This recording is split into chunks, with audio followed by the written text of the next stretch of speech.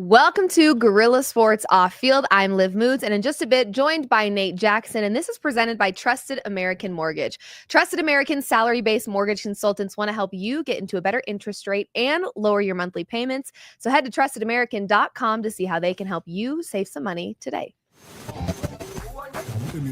Hello and welcome in.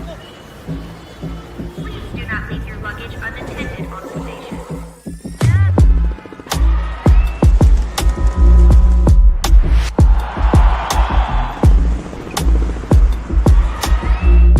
Welcome to the show. Woo! I'm back in the studio. It feels crazy. Welcome back. Feels like I've been gone for a very, very long time. Welcome back from your tropical vacation. Yes, it was beautiful and relaxing, and I had lots of piña colada. In Mexico. Yeah, Mexico. On the beach. On the beach. Cancun. Yeah, Cancun. Yeah, it felt like an appropriate time. You know, it was the All-Star break, so the Nuggets weren't playing. As you know, I do some coverage for the Nuggets as well. So it was a post-Super Bowl little treat to myself. Gotta treat yourself. Yeah, of just like, long season, emotionally drained, Broncos fan. Yeah. Who traveled a lot this season with the Deebo show and such. And so, yeah, I was just like, you know what? Let's do this. F it up in Mexico. So all the were all the drinks, sweet drinks like pina coladas, like that kind of thing? I just tried my very best to stick to one drink on the trip, because when I started doing the mixy, one drink the whole time. And you were I went between mimosas and pina coladas, and that was it. Oh wow. I started my day with some mango mimosas. No and tequila then, shots? oh gosh, no. In Mexico, no tequila? No. Wow. Couldn't. Wow. Yeah, my stomach doesn't really, I don't get along with alcohol these days. Okay. So I just tried to keep it, tropical and Fun. and cutesy. Yeah. So that's what I did. Well, the thing is, those was it a frozen drink? Like, Yeah. You got to drink them fast. Yeah, you have to. Unless they melt, Otherwise, and it's it's just like, it's pretty gross. Yeah. So All right. it was good. It was a good trip. I'm glad to be back though in my routine, talking sport. It's you go on a vacation, but then you come back and you're like, that felt weird. And normally, this is my first year of setting boundaries when I go on vacation, where I'm like, I don't have my phone. Nobody can hit me up and say this. We need this. Can you do a quick video? Yeah. Normally, I work on vacation. Oh, This was the first year I set a boundary and said, nope, I'm just going to That's relax. important. We got to step away from those. Sometimes it's good to step These away. little demon screens that pull us in here. Yeah. They're you not have to. phones. A phone is the thing where do. Hello, Mrs. Z. This is is Jimmy deeper than there? that. This is also a calculator. This is also a camera. Yeah. This it's is also insane. like something else. Also, sports is year round. Like Yeah. we are so blessed to work in sports, and so I never like to complain because our jobs are so great. Yep. But it never ends. Like, No. it's like there's really, even on weekends, we don't really get weekends, it's like, so if you kind of have to find time to just unplug, otherwise you'll be going insane. And I feel like for 3.5 years now, I have just been working nonstop. So it's nice to just unplug for a little. Well, welcome back. I'm back though. Yeah. Now plug Like, I back never in left. and I'm let's plugged do back this. in. I'm plugged back in. So yeah, Cool. let's talk some football, Nate. Let's. And it's not football season, but It's not. and Sean Payton talked about the two phases to a calendar year. Yeah. The one phase is what we just got done with, and this is another phase. Yeah. And it's just Phase 2. just as important relative to the final outcome. Correct. And there's is. a lot to discuss, and we're going to do that today. Yeah, we're gonna, of course, the new structure of this show is the 4 quarters and the halftime and the 2-minute warning and all the things, so that it's easy to follow. Because honestly, it's not just for the viewers, it's also for us, because sometimes we spend like 40 minutes in the first quarter. Yeah, just running the ball, running the clock out. Yeah. So we're trying to be a little more strategic with our time and keep it a little more organized. And I know you specifically wanted to talk a little bit about Bo Nix today. Bo Nix. Are you a Bo-liever or aren't you? Oh, I'm a Bo-liever. I've always been a Bo-liever. You have. In fact, like since the beginning. Even before he was drafted, I kind of had a feeling that he was going to be the guy for Sean Payton. Because why did you feel that way? Well, when I watched him play against CU, Mm-hmm. and they absolutely destroyed him. Mm-hmm. But he's very precise, Mm-hmm. very technical. He's quick release, a lot of short stuff. Seemed like a smart quarterback. I mean, he was on the same field with Shador, and he was by far the better quarterback that day. Mm-hmm. Now he had a better team, but still, He was much more technical. Yeah. Much more crisp, threw a better ball, in my opinion. And it seemed like it married up with the skill set that Sean Payton likes. And he got rid of Russell Wilson because Russell Wilson held onto the ball too long, got sacked over 50 times, couldn't read a defense. And we saw some situational things in Pittsburgh that I think would also reflect the same sort of issues that people had with Russell Wilson here in Denver. Mr. Unlimited has some limits. Mr. Unlimited needs to stay in bounds a little more. He needs some self-awareness. Right. He doesn't have that. Right. But then, like, oftentimes, like, people who are really good at something get that way. Because of, like, the singularity of focus that it takes to get there. You believe in yourself above all others. And you were doubted so many times and proved the doubters wrong so many times. That when someone actually does have, like, constructive criticism or something to say, you're like, nah, like, you're a hater. You're a doubter. Like, I got to trust myself. I got to believe in myself. Believe it. Would you say that Russ had maybe, like, a touch of, like, delusional confidence? A little Delulu confidence there? Yeah. Just because let's not get it twisted. He deserved the right to feel some type of way about himself based on what he did in Seattle. And we know he's a great quarterback, but maybe that got to his head a little bit. Then he gets a hot wife, a little pop star. Ooh, that might have been what did it. Well, I think he's insecure. That's okay. Like, which is like, if you can pull Sierra, but come on. But he he has to have swag that we don't get to see. Of course. Has to, because I refuse to believe that let's ride is like what charmed Sierra into that relationship. It can't be. Wasn't there, like, aren't they both Christian and they kind of came together with that? And, like, wasn't she like, there's more to him. Like a virgin or something, or celibate for, like, she can't be a virgin because I think she had a kid with. But prior to that, prior to Virgin not Mary. becoming a virgin, wasn't she a virgin? Didn't she have kids when she was a virgin? No, I don't know. There was something about, like, she was, like, born again virgin. Okay. And, like, they kind of connected on that plane, whatever. But I think that her swagginess sort of pulled Russell into a place he wasn't comfortable, where he had to be that too, and, like, do all this, like, marketing and media stuff and photo shoots and product lines and trips and red carpets that maybe he didn't feel comfortable in. Because he is, like, after all, he's a ball player, and that's what he was a baseball player. He's a very good football player. Play ball. Just wants to play ball. Well, and he's gonna have to play somewhere else. He's gonna have to play somewhere else now. Yeah, isn't he? Which, okay, so Sean Payton did not really see eye to eye with Russell Wilson. We knew that, and we could see it. Honestly, we could see it from the very beginning with him saying, "You're not you're not running for mayor. Quit kissing babies, you freaking weirdo." He wasn't really fond of Russell Wilson's antics. I think maybe he was willing to give Russell Wilson a try when it came to the football part of their relationship, but even that didn't seem like they were seeing eye to eye or on the same page. So then you get Bo Nix. Bo Nix enters the chat, if you will. Yep. And he has a play style that you believed even in college was going to work for Sean. Yep. And then get it out. Get that Cancun out of there. Excuse me, I'm choking on air. Excuse me. So we saw it work. We saw it work. Yep. But let's talk about ways we think Bo Nix can potentially improve. Yes. Because despite, and I want to also say this really quickly. I've been seeing people's rankings of the rookie class. Why on earth is Bo Nix anywhere less than second place? He should be number 2. He should be Come on. I mean, like, seriously. Well, that's absurd to me. Who are they putting ahead of him?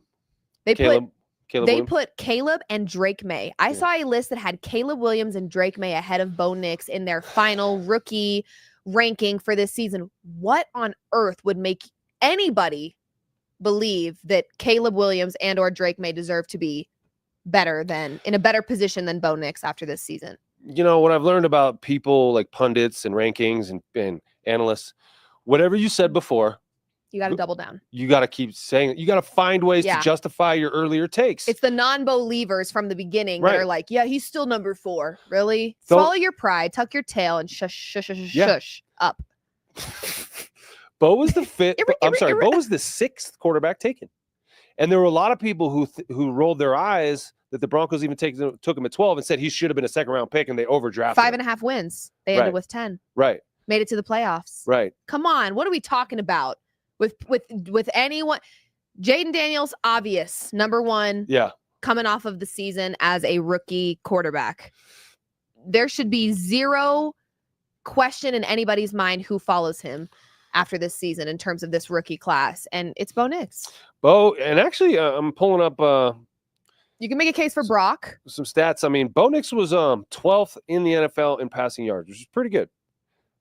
Pretty good. Right behind Kyler Murray, right ahead of Matt Stafford, ahead of Josh Allen. I mean, ahead of C.J. Stroud, ahead of Jaden Daniels, ahead of Kirk Cousins, ahead of Caleb Williams, ahead of Jordan Love, ahead of Jalen Hurts, ahead of Tua, ahead of Russell by quite a bit, ahead of Bryce Young, ahead of Drake May, Derek Carr, all those guys. So he had a pretty good year.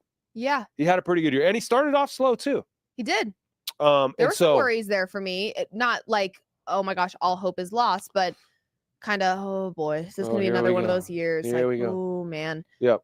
I don't understand how people could put him anywhere except for in that number 2 spot from this rookie class after this season. He did what he needed to do. He exceeded expectations. Yep. All of them, really.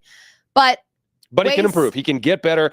Yes. Like every single player in the NFL, if you don't get better every year, you're essentially getting worse. You're going to get passed up. And so Bo Nix, before we get into the 4 ways that his play can improve and this Broncos team can get better, Bo Nix took some people by surprise this year. Yes. With his legs. Many. With his arm strength, I guess. He's not going to take anybody by surprise anymore. Right. Now the standard's high. Not just the standard, but the defenses know who you are. Yeah. They know how to prepare for you. Yep. Defenses prepare differently for a guy who can get out on his horse, as they say, and pick up legs with his first down. Or pick up first down with his legs. They didn't think Bo could do that. And now they know he can. Mm-hmm. So, and now they know what kind of throws, he makes and likes and things like that, and players he likes to throw to. So the book is out, so to speak, on Bo, or at least starting to get built. So it's going to be harder for him in year 2, I think, to kind of take people by surprise. So he's got to improve his game. Yep. And that's what we're going to do here today. Yes, first quarter. So each quarter is going to be one way that either Bo Nix and or the Broncos can improve heading into next season. Yeah. Third quarter, I think you could argue is more of a Broncos issue, but it will help Bo Nix in the long run. And I think that's, again, something that Bo Nix maybe can't physically do himself, but it will set him up for more success, which is something that you guys probably already know what we're going to talk about in the third quarter, just giving you that little clue there. But first quarter, first way Bo can help improve himself and this Broncos team going into next year is learning how to read defenses. Because to your point, defenses they've watched you play. Yeah. They know your style. They know what you're good at. They know what you're bad at. They know your weaknesses. They know your strengths. So Bo Nix learning to read NFL defenses better ahead of next season. How does one do that, Nate? Experience, and it doesn't come easy. It's a very difficult transition to go from a quarterback in college to a quarterback in the pros because of the difference in the defense. The players are better. They're faster. They're smarter. They cover ground quicker. They study a lot more film, and the coaches are better. The coaches spend more time preparing, and they disguise what they do very well. And so you will think that they're in cover 2, for example, and then right at the snap of the ball, they rotate to a cover 4 or cover 6 or man, or all these different ways that they trick you as a quarterback and make you make a bad read or a bad decision. Yeah. We saw in the Super Bowl, Patrick Mahomes, the best quarterback in the world, got tricked multiple times. Now he got pressured by, the 4 guys that were rushing, and they didn't have to blitz. I don't think they blitzed one time in the whole Super Bowl, but Patrick Mahomes was confused by Vic Fangio in that defense. Yeah. And so it happens to the best of the quarterbacks, right? It's not like it's like only rookies get confused. No, Patrick Mahomes was confused. Yeah. He looked like a chicken with his head cut off. Yeah. Josh Allen gets confused. Like everybody. So the more you learn about defenses, the better you'll be distributing the ball to the right guy, because every single football play has an answer for any covers that they give you. Okay. So there's 5 eligible receivers on every play, 5 big fat down linemen who can't run past the line of scrimmage and can't catch a football. 1 guy holding the football, that's the quarterback. So 5 guys are burgers and fries. 5 guys. 5 guys. So good. 5 guys. Yeah. Sorry, guys. No, quick aside. I went out there on that Should it one. be 5 people? No, not I went out there on that Should it one. be 5 people? No, not guys. I mean, isn't that Right. presumptive? We need to be a little more 5, inclusive, I think. 5 people. 5 people. It's funny too. We went and had 5 guys one time, and it doesn't always sit great, right? It never does. Right. But I still go back. And then the next morning, you try to get it out, but it's like I'm like, my wife's like, "Did you get them all out?" I'm like, I got like 4 guys out. Like, there's still 1 guy in there. 3.5 guys. Yeah, made it out. We'll see. There's a couple Hopefully more by that are early hanging. afternoon, we'll get all the guys out, because that was a doozy. Yeah. Especially when you get the bacon and double, all the cheese, all the cheese. Anyway, there you go. 5 guys running routes, right? Yep. And so built into every play is an answer to any coverage. If it's man, I go here. If it's zone, depending on the zone, I go here, here, here, here. The more you learn about defenses and what they're doing, the quicker your answer is, or the quicker your decision is, on where you're distributing the ball. Mm-hmm. And we saw Bo take off a lot from the pocket when the pocket was actually clean and he could have stepped up into the pocket. He gets a little skittish in the pocket sometimes, especially on 3rd and long. That's something he's going to improve on. But to me, the more you study, the better you get at reading those defenses, and then the cleaner you keep yourself. Like, Bo Nix broke his back this year. He had 3 fractures in his freaking back. Insane. And he played on it the next week against the Cleveland Browns and Myles Garrett, which I think was a crazy decision for the Broncos medical staff and coaching staff to make it, to put this guy out there when he is your future. Right. This is the guy you're investing in him, really. You've invested everything. Long-term investment. And it's been so long since we've had a guy like him, right, that we feel good about. You finally got him. You finally got your quarterback. Let's protect this guy. And a lot of these things we're doing today and talking about is ways that he can protect himself. Yep. And stay healthy, because Bo Nix played with a broken back. He's going to do that. He's tough as hell. Mm-hmm. The Broncos training staff and coaches are going to have to pull him back. Yeah. And say, no, Bo, you're not going out there. Can't do that. Yeah. And the fact that they did let him in his rookie year is a troubling sign to me, that they will do it again. And I don't want him to have chronic injury issues. Right. His style of play tells me that he will.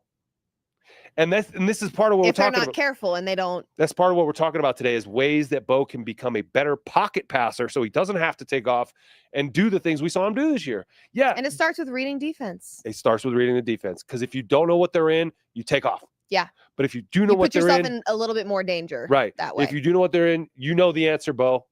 And you're right there. Yep. Like Tom Brady. He never took off. He couldn't. Right. But he didn't. He didn't try, because he knew what his skill set was, and it was knowing what they're going to do before they do it. So it's as subtle as where that linebacker's foot is in relative to the tackle. If it's 1 foot that way, it's a certain coverage. If it's a foot that way and he's actually angled his body that way, it's a totally different coverage. And Tom was able to see that stuff. Yeah. And Payton could see that stuff. Drew Brees could see that stuff. Aaron Rodgers can see it, but the young quarterbacks don't, because they have so much on their minds. That's what I was just going to ask you, because I do kind of feel like, on topic with us talking about reading the defenses, it feels like there is a pattern where these older quarterbacks, former quarterbacks, maybe weren't as athletic. No. So they had to be smarter. Yeah.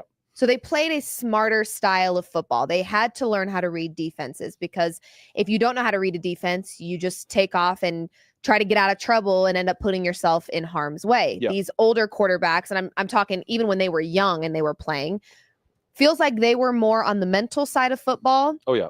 And right now we've got quarterbacks that really just tap into their athleticism and being strong and being fast. And that's kind of how we're seeing the game evolve, where it's a little less of that strategy and that mental, like, high IQ. It's kind of like when I talk about Nikola Jokic in the NBA. He's got a basketball IQ that just elevates him above the rest. He may not be that natural born freak athlete like LeBron James, but he's got the IQ that makes him, pushes him ahead of a lot of the other players in the league. I feel like we're kind of seeing that trend with these young quarterbacks as they tap more into their athleticism and less into their football IQ. I'm not saying they don't have football IQ. I'm saying that because of their natural born athleticism and their physique and their strength and their speed, they don't rely on the mental side of football as much, which I'm not saying is a good thing. It might actually be a bad thing. So if you can get some of these young quarterbacks who are just those natural born athletes, who are fast, who can move quickly, who are strong and powerful, to also tap into that IQ. Yeah. I think that's when you're going to get one of those next GOATs, Yeah, and that's kind of enter like the conversation. Here listening to people talk about Jaden Daniels, that's kind of what he is. He's very cerebral, leaps and bounds intellectually ahead of a typical rookie, but also can do it with his legs as well. He's doing both. Yeah. Which is good. And Nikola Jokic kind of is like the Tom Brady. Like he's not going to jump out of the gym. He could barely like slide a credit card under his feet when he jumps, like maybe. But he's better than everyone. He's really good. Right? Yeah. And he'll be able to play a lot longer than the guys who rely on their jumping, even though LeBron is like 40 and he's fucking jumping out of the gym. 65 and he's still going to be playing. My hammering on people. Right. Like, wow. But typically the quarterbacks who play the running style don't play as long. Yeah. Cam Newton was out of the league by like 32 or 33. Whereas Tom Brady, Drew Brees, Peyton Manning, Aaron Rodgers is still going. He's 40. And he'll probably have another suitor. If you can play within the pocket and distribute the ball to the other guys, the guys who get paid to run with it, you can have a long career because you can avoid injury. Yeah. And do you think Bo Nix can be both? I think Bo's going to have to. He spends his off season really tapping into the mental side of this game, studying the defenses.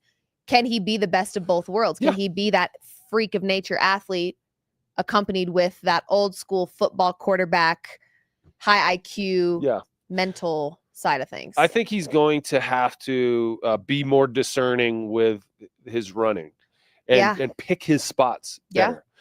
Because when you're coming out of, college and you get ready, for the draft and you do all that and you train, this is the best shape you're ever going to be in. And it's probably the healthiest you're ever going to be. Yeah. Once you start playing 17-game seasons like they are in the NFL and getting your butt kicked and having these really freaky athletes chase you down and try to hurt you, eventually you're going to get hurt. The injuries start piling up. That's why I'm concerned about Bo's back, because he had 3 fractures in his back. He played anyway. He was able to tough it out, but that's who he is. He's going to always tough stuff out. But eventually, like it's not about your toughness and your pain tolerance. It's about what that's doing to your ability. Is it slowing you down? Is it making you less mobile? Is it giving you less torque on your throws? Is it making you age faster than you should? Right. So Bo's going to have to learn how to play within the pocket a little better. And I think they will be, because early in the season you saw them doing designed running plays for him. I think they got to be careful with that, because anytime you do a designed running play for a quarterback, you're a runner. They're coming for you. Yeah. They want to hurt you. I want to hurt you if I'm trying to tackle you. I'm not trying to tackle you soft. I'm trying to hurt you. I'm trying to make you go. I'm trying to hear the air come out of your body and your soul as well. I want you to cry. I want you to crawl off the field. I don't want you to walk off the field. Psycho. Yes. And every football player is a psycho. Because you inflict pain on others. You have to be a little bit, right? And the more they hurt, the better it feels for me. Okay. Psycho. So I grow with every. And there we go. And and confirmed. And I was an offensive player, right? So imagine the mentality of a defensive player if he was able to articulate it. A lot of times you just go. So they attack and they want to hurt him. And so he's got to be careful. And Sean Payton knows that. Yeah. He wants to keep him clean in the pocket. And that's why I think Sean Payton loves him, because yes, he takes off and runs, but he also protects the ball very well. He does. He gets rid of the ball. He doesn't throw interceptions. He doesn't take sacks. He's very smart with protecting the football. Speaking of protection, he does protect the football very well, but that brings us to the second quarter, where Bo Nix has got to protect himself as well. Bo Nix has to protect himself. And I think you kind of alluded earlier in the show to the fact that, there's some things he can do in the offseason to better protect himself. And learning to read defenses is also a form of protection, because you don't just skirt out of the pocket all fast because you don't know what you're looking at. You don't know how to read the defense that's in front of you. In the simplest way possible, how would you best explain that Bo Nix can protect himself ahead of next season? Yeah, I'll start off by saying I think he's doing a pretty good job already. He is. He doesn't take a lot of big hits. Yep. He, like I said, gets rid of the football. And shout out to his O-line, Yeah, offensive line, keeping him safe. Yeah, those big boys, 1,500 plus pounds of meat, creating a meat wall for him. Meat wall. He just hangs out behind that thing and can deal. But that meat wall collapses quick because there's another meat wall or meat missiles on the other side of it coming. Whatever. I will never watch football again. Pretty much. So Bo is he's already a leg up, I think, when Yes. it comes to understanding how to protect the ball. Yep. Himself, that's another thing. I mean, he plays the game, I wouldn't say recklessly, but I would say aggressively. I mean, he's not afraid to mix it up. Yeah. I would say, like, you don't want to change your playing style so much that it takes away your advantage. So I still want him to take off and run when he sees something there. I think for me, the broken back thing is something that he needs to think about a lot and be smart about, because he wanted to prove to his teammates he could do it. That he could do it. Mm-hmm. When he talked about it after the season, and he volunteered this information, no one asked him about it. Right. He kind of was like, yeah, I was actually dealing with something in the Raider game. Fractured 3 transverse process bones in my back. He was kind of a little too casual about it. I was like, did I just hear a fractured vertebrae out of your mouth? Okay. Three of them. And Big the deal. little wings on the vertebrae, and everyone's like, oh, no, they're no big deal. They're just like, they're not even. Yeah, it is a big deal. It's a big deal because you're a rookie. It's a massive deal. And we want you for the next 15 years. Mm-hmm. And backs are not to be effed with. If you start to have chronic back issues, with the back. Don't F with it. Mm-mm. Okay. And that could be something that dogs him constantly. And then all of a sudden it takes away his athleticism and he can't pick up those first downs anymore. Right. At the age of like 26. I mean, he's 24. He's played a lot of football. Yes. So we got to protect him, and he needs to learn to protect himself. And what he said was a lot of guys play with that kind of stuff all the time. Mm-hmm.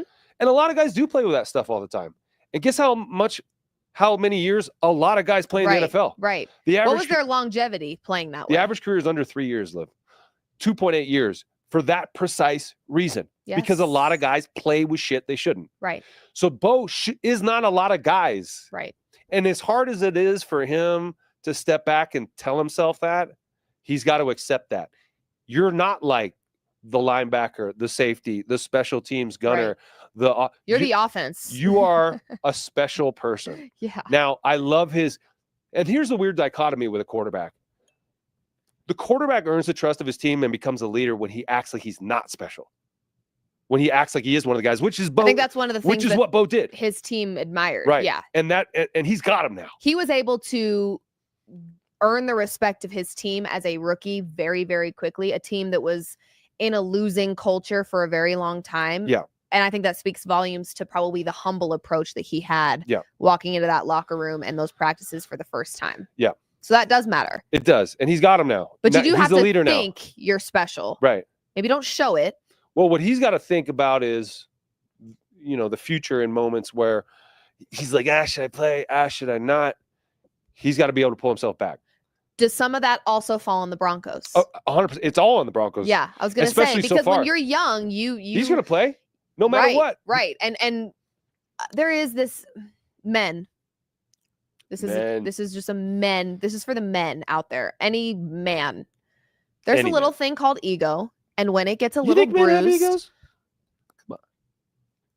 When egos get bruised in men, it's a long process to bounce back from that at times. So I do think there's some ego involved with, no, I can play. I'm good. I'm good. No right. Doubt. So that's where the Broncos kind of need to step in and say, yeah, we know you can, but you're not going to. No doubt. Nobody's denying that you can or cannot play right now. We know you can. We know you're capable. Yeah. But we need you for 5 years and not just 5 minutes. No doubt.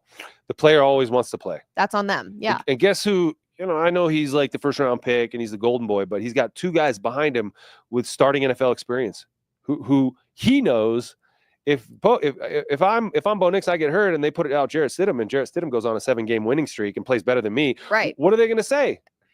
It's going to cause a controversy. Right. Or Zach Wilson goes in there and all of a sudden does things that we think Zach Wilson might be able to do.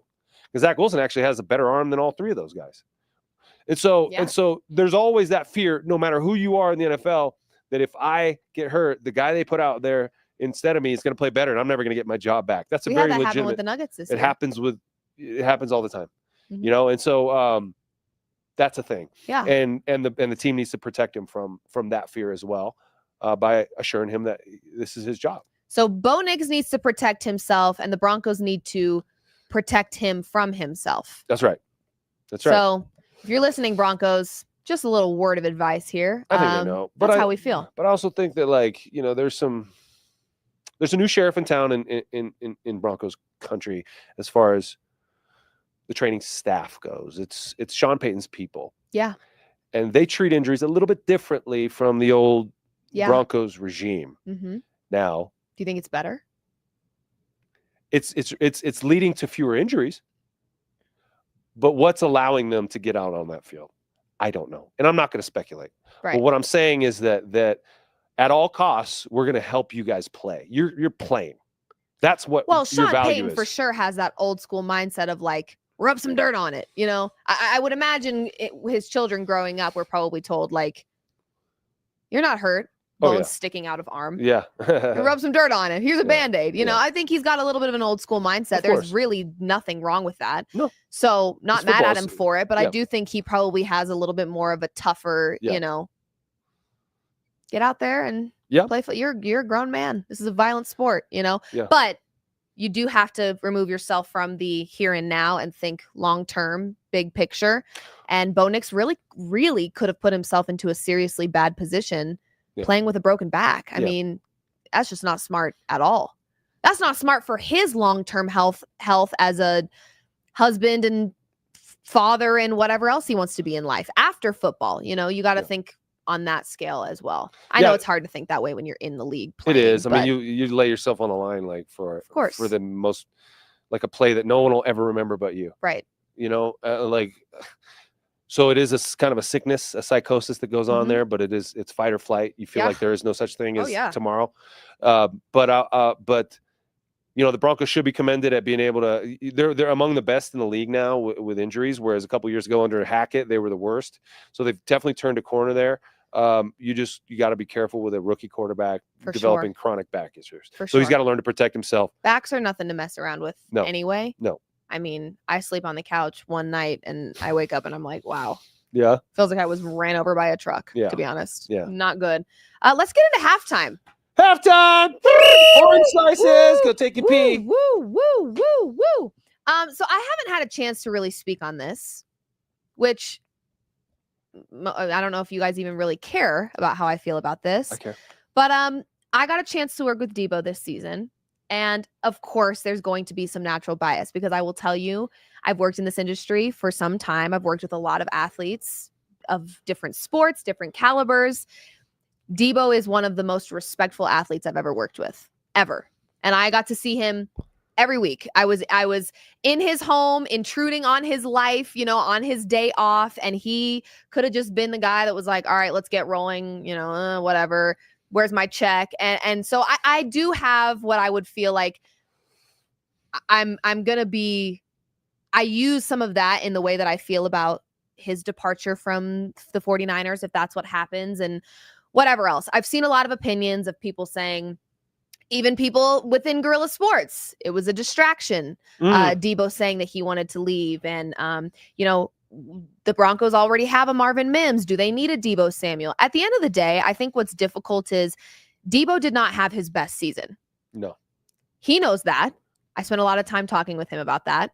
I know that. I think the world knows that. This was not Deebo's best season, statistically speaking.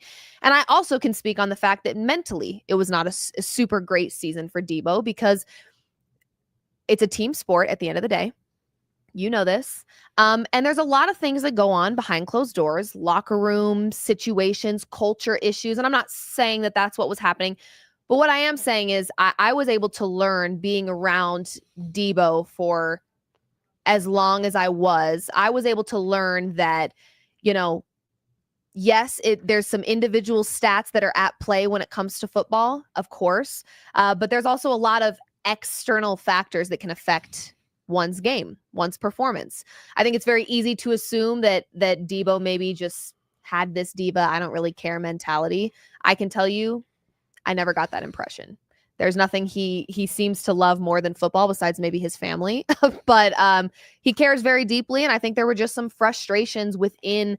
I don't think Deebo was the only frustrated 49ers player. Let me just say that. Yeah. I actually know that he was not.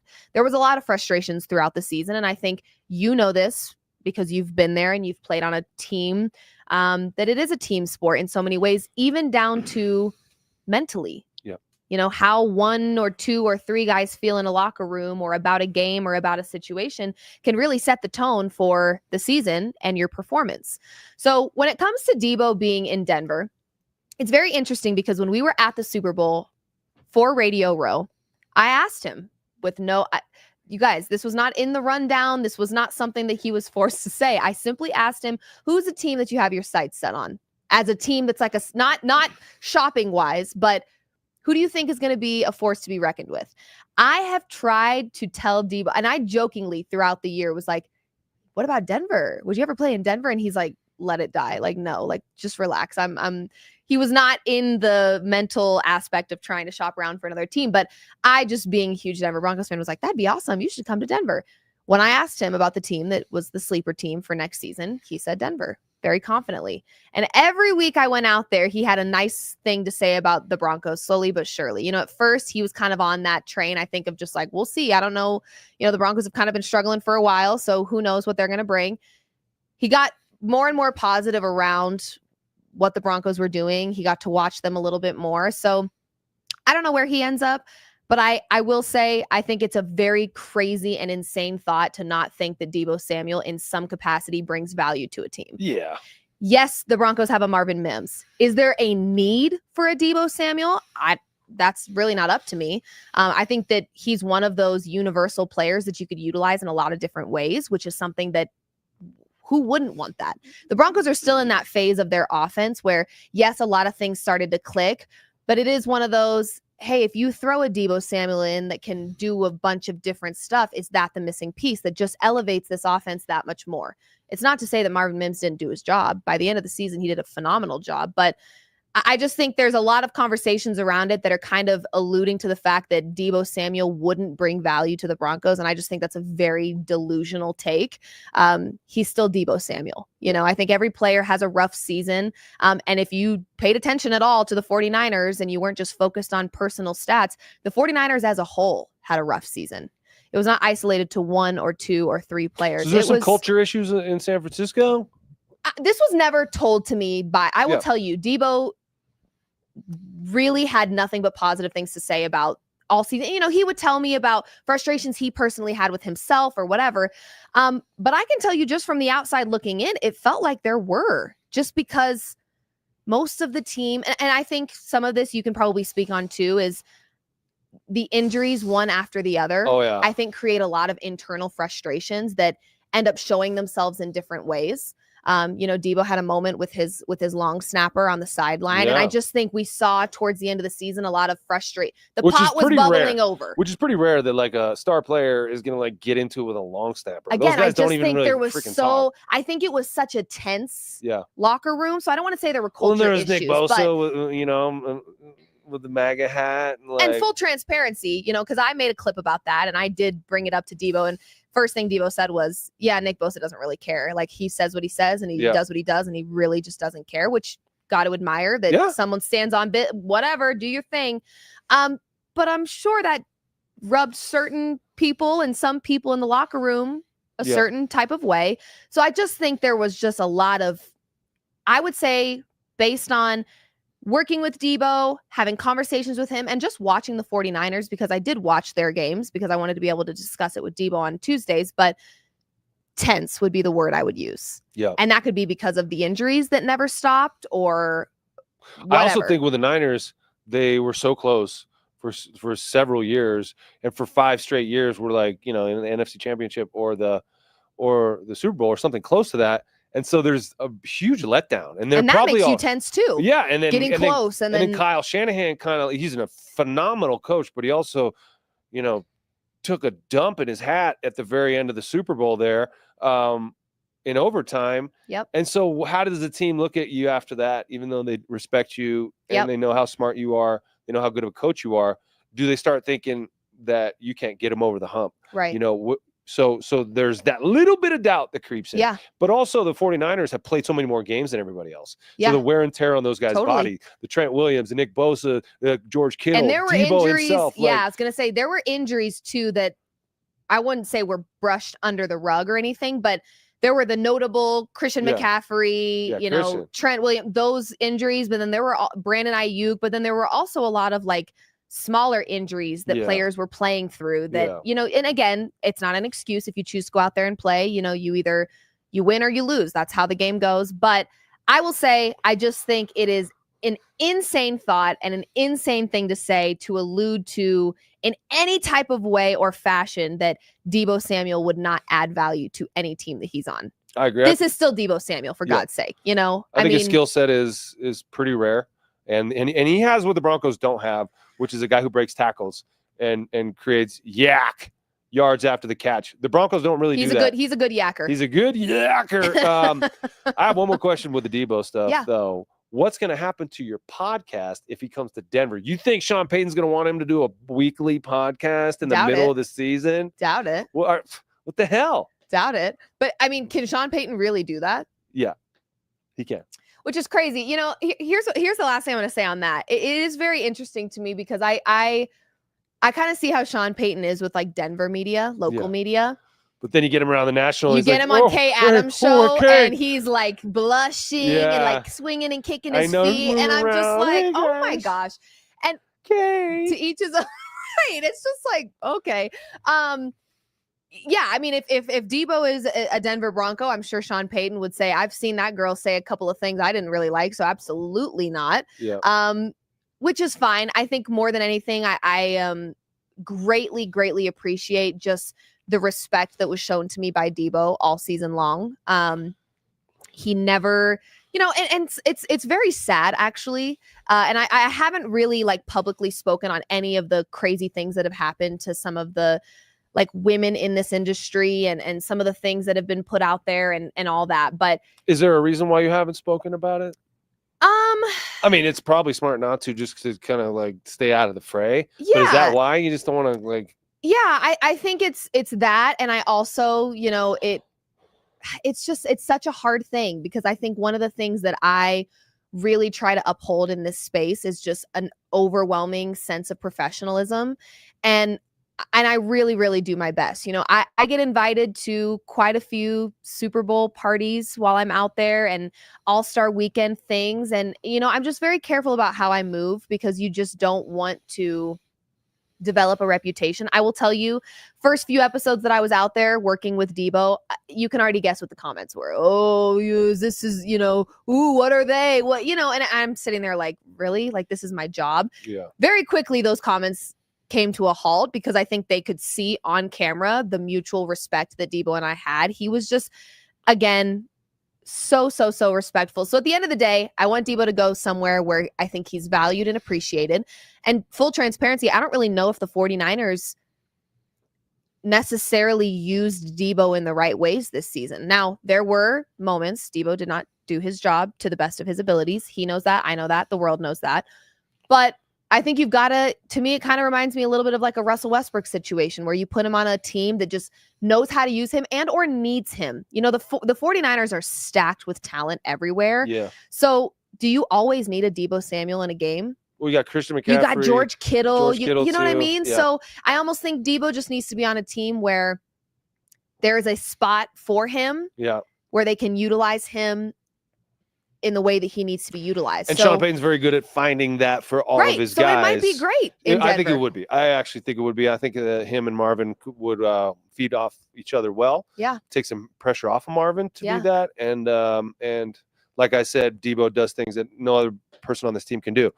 And for the sake of your podcast, I hope it stays here because then you don't have to travel. Like, assuming Sean Payton allows it to continue. But imagine, we probably have to maybe. What if he goes to Green Bay or something, and you got to go to Wisconsin every Tuesday? That wouldn't be fun. Well, it's so funny because, and I will tell you this last thing, and then we can move on to the third quarter. But I kind of made a joke to Deebo, and I was like, oh yeah, they had said something like, yeah, maybe we'll do this show again next season. Because it's like a year-to-year thing. Kind of depends on whether Deebo wants to and whether Bleacher Report wants to. It just kind of depends on a lot of different factors. But I had made a joke. I was like, oh, Deebo's not going to want to, I've annoyed him long enough, 18 weeks.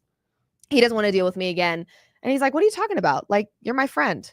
Like, this has been so he just, it's always a great feeling to know that something that I take so much pride in, which is my work, the person that I'm working with, because it was exhausting to fly there every week and still have to do what I'm doing here and still have to do everything else. It was very exhausting. So to go there knowing that he was just as engaged in it as I was, he'd be sitting there with the iPad reading the rundown. I don't really want to ask. Can you ask that question? I just, he didn't have to do that. He could have just sat in the chair and been like, I'm Deebo Samuel, here's the mic. And so it was cool. We'll see what the podcast thing turns it. Who knows? It could have been a one and done.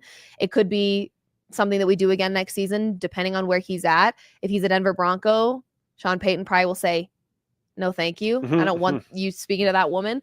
But either way, it was a really cool experience. And at the end of the day, I think Deebo, wherever he ends up, as long as the team knows how to utilize him in the right ways, he's still Deebo Samuel. Yep. Some of the people, some of the talking heads that I've seen, even in Denver, being like, there is absolutely nothing beneficial about having him here. Like, are you under the influence? Like, what are you talking about?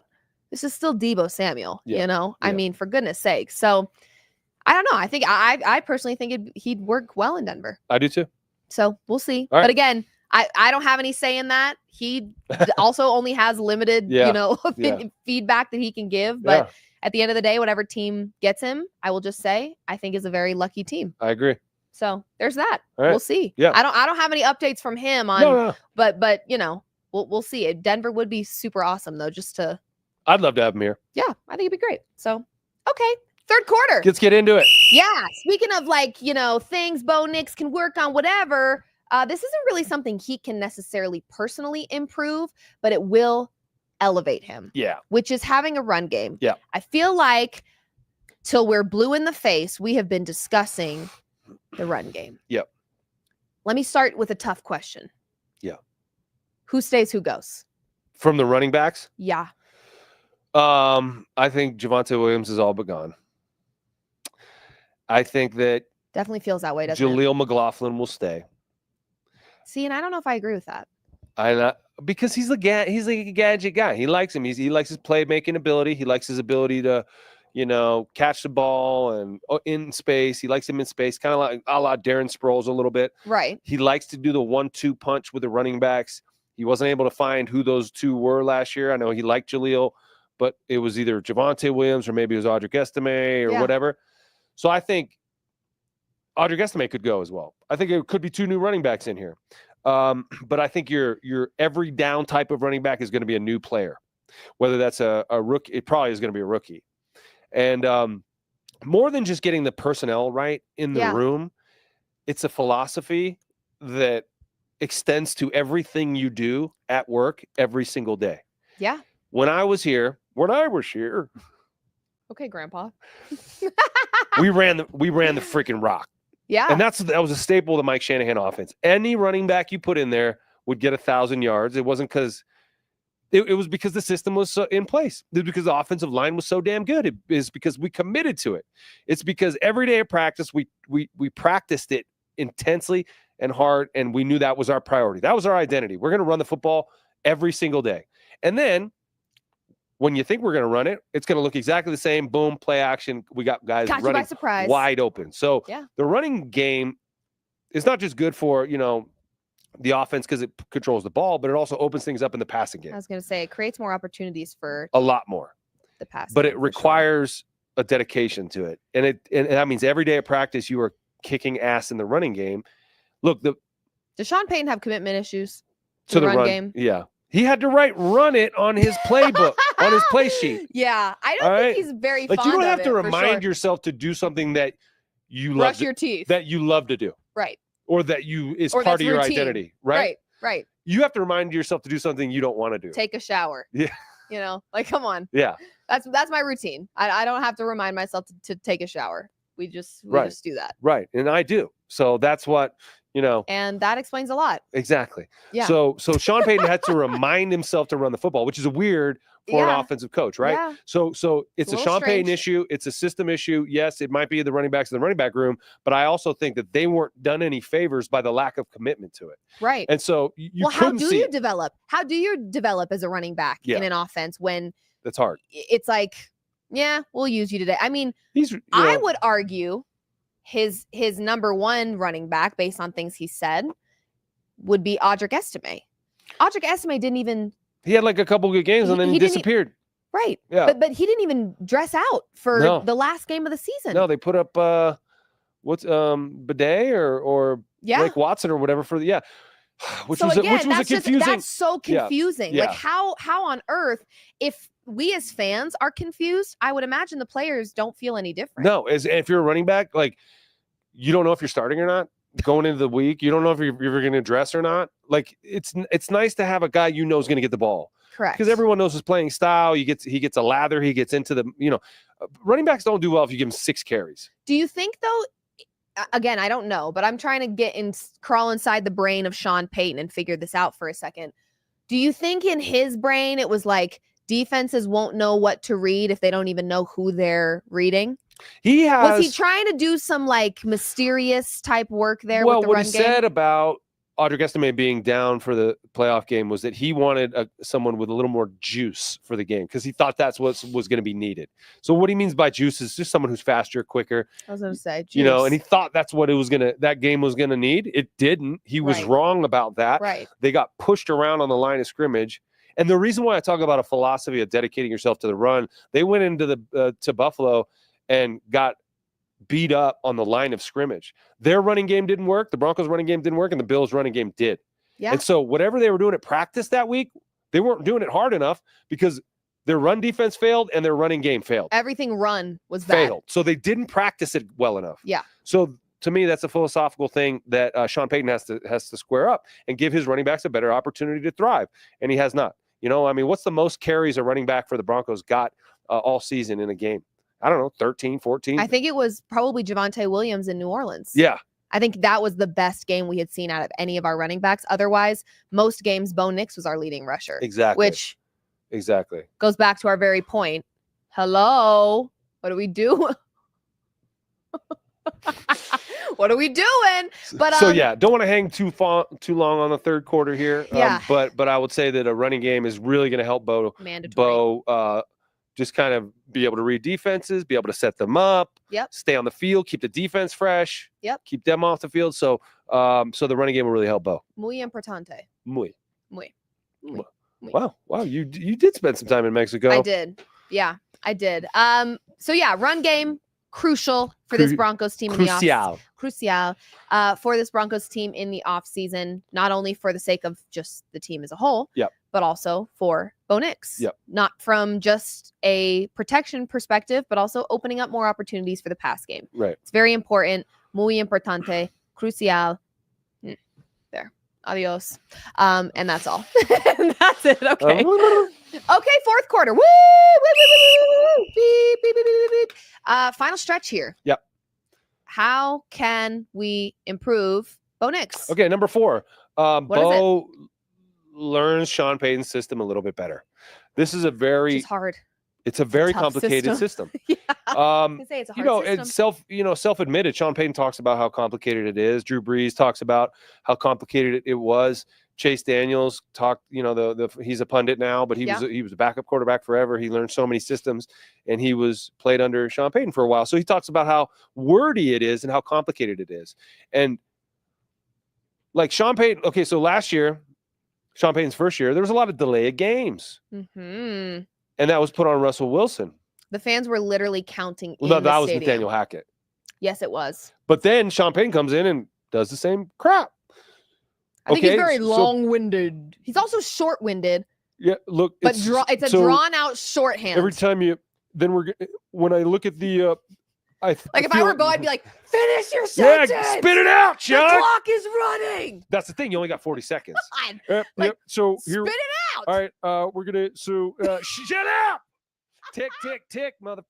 right. But, my gosh. But a lot of times you'll see him, on that laminated thing, and when he starts talking, it's like 10 seconds of talking, and then Bo's got to relay that. That's another 10 He's seconds. He's got to hear it and remember it right, and then they all got to get lined up. And by the way, it's not like you just get lined up and run the play. In these offenses, these complicated offenses, you get lined up, then you do a shift.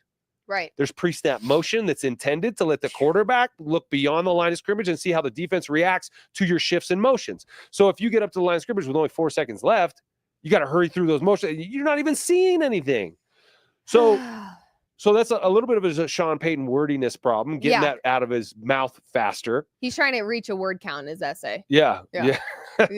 That's just a couple extra little and a lot of these buts and just keep it tight, right? And he doesn't do that very well. He has like soliloquies, but also he'll give you a play, but he'll also give you a kill play. Like if they're in this coverage, then kill it and do another play. So he's giving you several plays. And so then you got to relay that. And if you are in your mind a little confused about what this is, or you get caught up in it, it's not committed to memory or whatever, it can really slow you down as a quarterback. Yeah. And you also got to know everybody's job, so you can tell them when they're lined up wrong. Right. Or there might be a young receiver who doesn't know where he's supposed to be. And you got to let him not just tell him where to line up, but give him a very quick tip on what he's supposed to be looking at and see. Right. So there's so many things. So this is kind of a two-part improvement, because we need improvement from Sean Payton in this regard as well. Yeah. But also, Bo kind of has to understand this is just who Sean Payton is. Yeah. So you have to just adapt a little bit. And there's a reason why, Sean Payton would explain, there's a reason why it is so wordy. Right. Because we're trying to get you in a perfect position. And the answer is there. The reason why I'm giving you a novel is because I'm giving detailed instructions to everybody about the eventuality of what's going to happen here. And if you know it and we are on the same page, guys are going to be running free. It's going to be fireworks, but you got to know what to do. And so there's a lot of different reads and things that can change based on this and that. If they blitz, we do that. The better you learn it, the more years you spend in it, the more it becomes second nature, and the more the playbook can open up. Yeah. And so that, I think, in Bo's second year is going to be something you see a lot more of, a better command of the offense, a better presence at the line of scrimmage, more time at the line of scrimmage, more of Bo looking beyond his side to the other side and seeing what they're doing, because I already know what we're doing. Totally. And so that's going to happen in Bo's second year. Well, and let's also give a little, not that we haven't, I'm not saying that we haven't given him his credit, but shout out to Bo for not only having a great rookie year, but doing that in a Sean Payton offense. That's probably a little bit more complicated than most. And Sean Payton is very particular about what he likes relative to his football team. And so probably life, actually. Russell couldn't figure it out, right? Right. And Russ is a potential Hall of Famer, but in the league for 13 years. Right. So I think, Bo Nix, while we're, kind of talking a little bit about things that he can improve upon, really that's mostly because when you step out into the NFL as a rookie and play as well as he did, the standard's now high. Yes. And so you either meet where you were your rookie season, you exceed where you were your rookie season, or you fall below. Yeah. You don't want to fall below, and you really don't even want to just meet. You want to keep exceeding the standard that you've set. So these things, learning to read defenses. That's right. What was the second one we talked about? Protect yourself. Protect yourself. And also the Broncos protect Bo from himself in so many ways. Get a running game for him. Get a running game for him. Set him up for a little bit more success. Give him a little bit more insurance, an insurance policy, if you will. A little State Farm. State Farm. Give him a little State Farm in the run game. And then learning Sean Payton's system a little bit better, because it's a complicated one. And Sean Payton talks in very drawn out shorthand. Yep. Doesn't really make a whole lot of sense, but you got to just figure it out. It does to him. It makes total sense. It does to him. Right. He's like, comprende, and they're like, no, but do it. Not really, coach. But here's the thing. But we're going to figure it out. Here's the thing. So the Broncos went 10-7 on the backs of their defense. The defense played very well. Oh, shout out. Over like 60 sacks and all these crazy game-changing plays. As awesome as that was, we can't expect that every year. No. And so the offense is going to have to play better if you're going to get another double-digit win season. Yes. Bo is going to have to be better. This offense is going to have to put up more points. The defense is not going to be able to do that every week. Defense can't cut you a break every game. No, and they're going to be good, but who knows if they'll be that good. So that's why the offense has to get better for this team to continue to improve. Agreed. I love it. Okay. 2-minute warning. 2 minutes on the clock. Woo! That means the show's almost over. Yeah. And 2-minute warning. You actually came up with today's 2-minute warning. I did. So are we going to do it together? Do you want to? Yeah, sure. Do you have an opinion on this?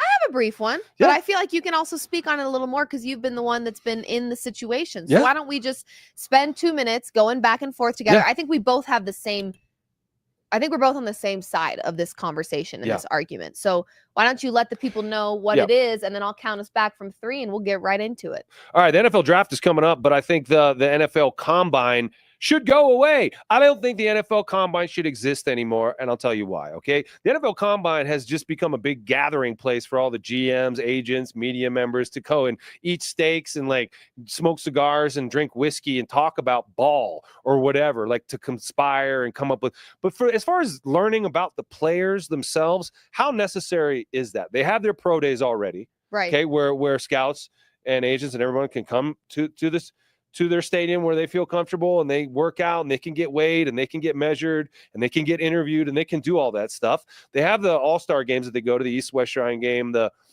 Senior Bowl, and that kind of thing, where you can get eyes on these guys and watch them in their underwear if that's what you really want, scout. Okay, and that is what they want.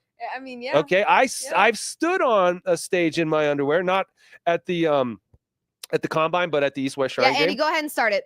3, 2, 1. Oh yeah, sorry. Go. Yeah. Okay. So we got some extra plays in before they started the clock, which is great. Okay. But I've stood on that stage in my underwear, and it's awkward and it's unnecessary. And to me, there's nothing that better tells you what kind of football player these guys are going to be than their college tape. They play football. We watch football. We know if you're going to be a good football player. I was going to ask, how often do we see that the metrics and the stats that these players have at the NFL Combine truly translate? They don't. In the NFL, in games, in overtime, in the playoffs. They don't. They don't. And a lot of times, and as a player, the draft is a cottage industry. Once you sign with an agent, these guys are not in school right now, by the way. Right. They left school to go train in Arizona or Florida or California or wherever their agents have a guy to train them. So they're not going to finish school. They're not going to get their degree. Okay. Steps from the finish line in college, they're not going to get their diploma. They're going to prepare for the NFL, and they're going to do so by mastering the 40-yard dash, the L shuttle, things that you'll never do on a football field. I was just going to say, even testing your vertical. Okay, great. You can jump high, and that might help you with a pass that's a little overthrown and whatever. But do you have a defensive player ramming their body into your rib cage while you're testing your vertical at the Combine? Not really. And not only that, but like to be able to adjust to a football and go up and get it requires some athleticism that just standing still and jumping high doesn't. And so you can stand still and just jump high, and that guy might jump out of the gym, but you get him running down the field and turning his hip and opening up. He can't do that because he's not coordinated. But there are moments in the Combine where you do the catching and stuff like that. But really, college football tape, you're playing football against a good competition. You can see that. Pro days, that's enough to get to know them, have the interviews, do that thing. But I don't think the NFL Combine should exist anymore. I think it's a waste of time, and I think it's a big circle, whatever for these dudes who are in the industry. Why don't you just have a football summit in Indianapolis if you want to go there so bad, and stay at the convention center and go to these restaurants and rub shoulders with the heavy hitters in the NFL? Why don't you just have an NFL summit there where all the people covering it and being around it can go and talk to each other? But I don't think the players need to go there, paraded around there in their underwear, and ask questions about their mom's sex life, which is essentially what happens there. Yeah, there you go. He says, do away with the Combine. College film is enough. I think so. Or not even just enough. Like it's college film plus pro days plus, you can do interviews. Things. Like there's ways that, the all-star games that they go to, that's plenty of information. There you go. Bada bing, bada boom. It's that simple. It is. Okay. Well, this has been another episode of Guerrilla Sports Off Field. I'm Liv Moose.